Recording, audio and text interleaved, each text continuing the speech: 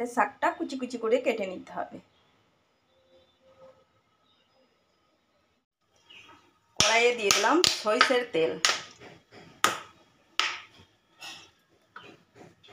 তেলটা আমার গরম হয়ে গেছে, দিয়ে দিলাম একটা শুকনো লঙ্কা, দিয়ে দিলাম রাঁধুনি, দিয়ে দিলাম 5-6 কোয়া রসুন থেতো,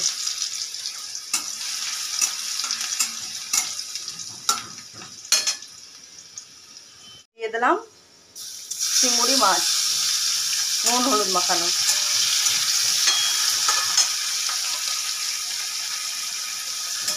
মাছটা আমার হালকা হালকা ভেজে নিতে হবে। দিয়ে দিলাম চেরা কাঁচা লঙ্কা,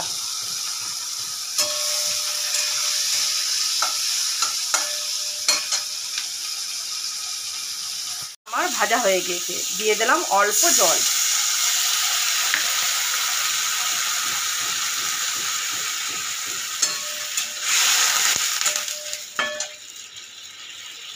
দিয়ে দিলাম কুচানো পাট শাক,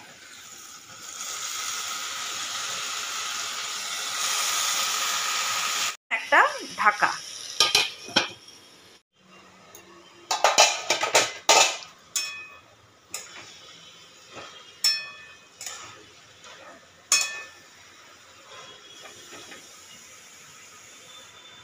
দিলাম স্বাদ অনুযায়ী নুন,